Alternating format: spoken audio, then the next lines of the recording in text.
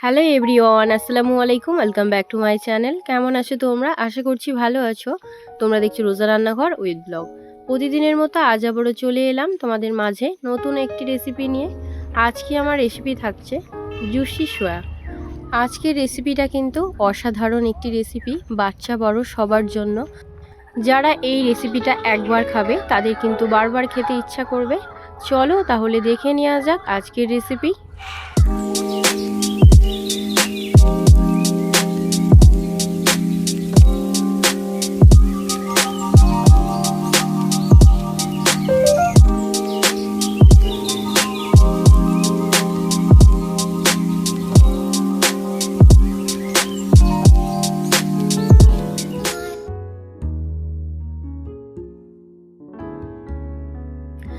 Juicy সোয়া বানানোর জন্য soybean নিয়েছি 300 gram, Kissan sauce, soya sauce, chilli sauce, ময়দা, কর্নফ্লাওয়ার, সব মশলাও নেওয়া হয়ে গিয়েছে। আদা, রসুন, পেঁয়াজ সব কিছু নিয়ে নিয়েছি। প্রথমে সয়াবিনটাকে সেদ্ধ করতে দেব, তার জন্য জলেতে নুন দিয়ে দিলাম। এবারে সয়াবিনগুলোকে সেদ্ধ করে নেব।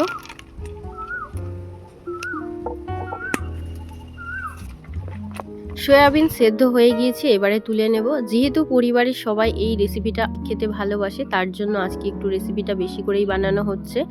এই রেসিপিটা আগে আমি অনেকবার ট্রাই করেছি, অসাধারণ খেতে হয় কিন্তু। সয়াবিনটা ঠান্ডা হয়ে গিয়েছে, জলটা ঝারিয়ে নিয়েছি। ম্যারিনেট করার জন্য গামলার মধ্যে সয়াবিনগুলো নিয়ে নিলাম। এবারে দিয়ে দেব স্বাদ মতো নুন, আদা বাটা, রসুন বাটা, চিলি ফ্লেক্স, কাশ্মীরি লঙ্কা, জিরে গুঁড়ো, কর্নফ্লাওয়ার, ময়দা আর দিয়ে দিচ্ছি সাদা তেল। এবারে সব কিছু একসঙ্গে ভালো করে মিশিয়ে নেব।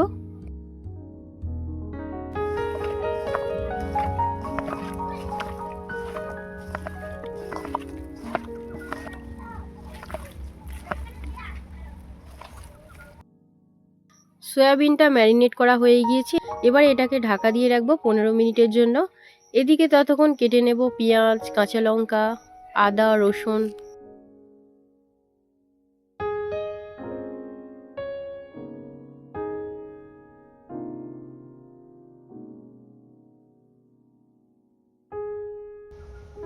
পেঁয়াজ কোচানো হয়ে গিয়েছে, এবার আদা কুচিয়ে নেব।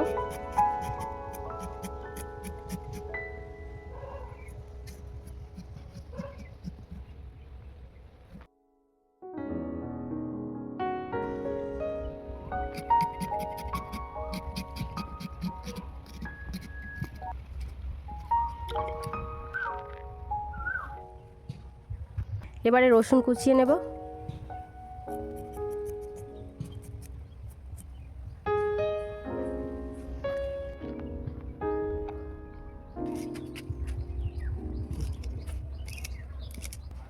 এবারে কুচিয়ে নেব কাঁচা লঙ্কা।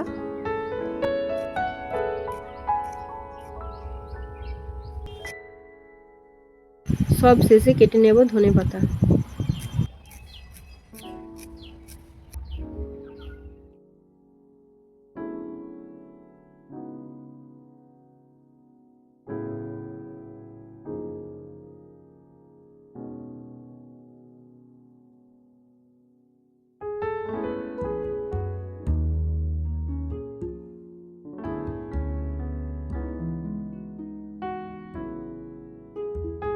এবারে ম্যারিনেট করা সয়াবিনগুলোকে ভেজে নেব।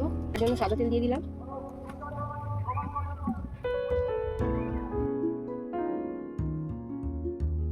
তেল গরম হয়ে গিয়েছে, এবারে সয়াবিনগুলো ভেজে নেব।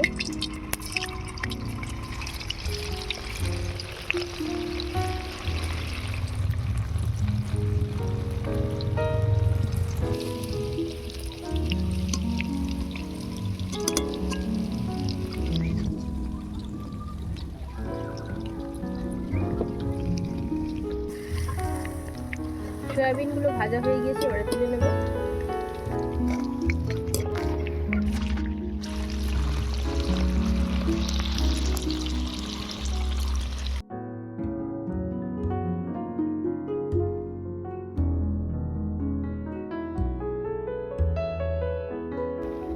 সয়াবিনগুলো সব ভাজা হয়ে গিয়েছে।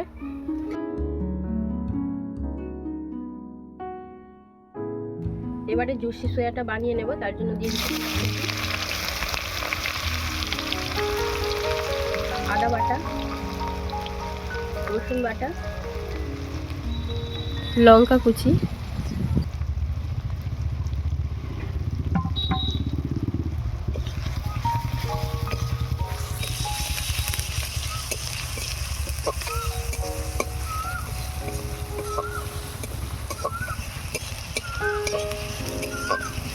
আদা রসুন পেঁয়াজটাকে একটু লাল লাল করে ভেজে নেব।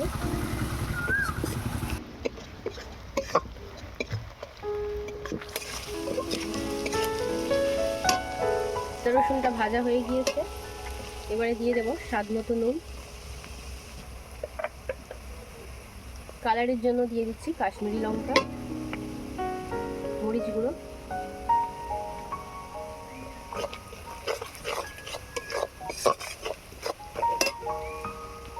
এবারে দিয়ে দেবে সয়া সস,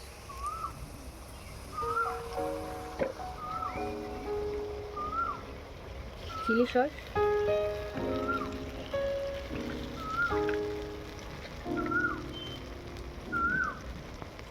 দিয়ে দিচ্ছি কিষান সস,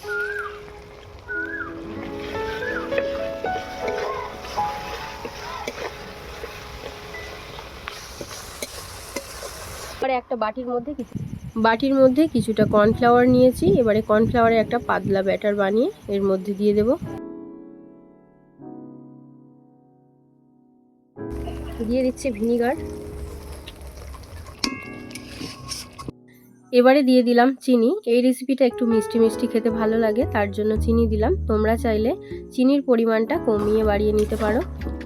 ভেজে রাখা সয়াবিনগুলো দিয়ে আবারও ভালো করে নেড়েচেড়ে মিশিয়ে নেব।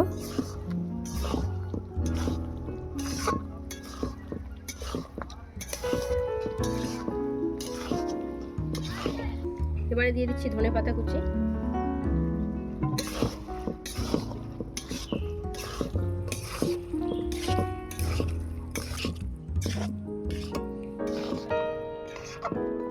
সবকিছু নেড়েচেড়ে মিশিয়ে নিয়েছি, এবারে নামিয়ে নেব।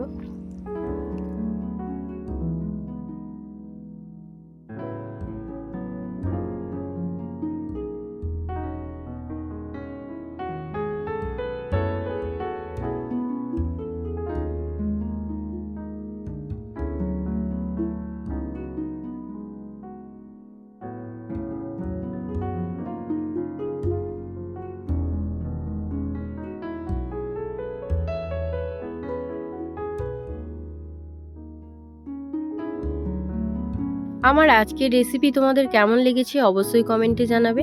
যদি আজকের রেসিপি ভালো লেগে থাকে বন্ধুদের সঙ্গে শেয়ার করো। দেখা হচ্ছে আবারও নেক্সট অন্য কোনো রেসিপির সাথে। ভালো থেকো, সুস্থ থেকো, পরিবারের খেয়াল রেখো। বাই, আল্লাহ হাফেজ।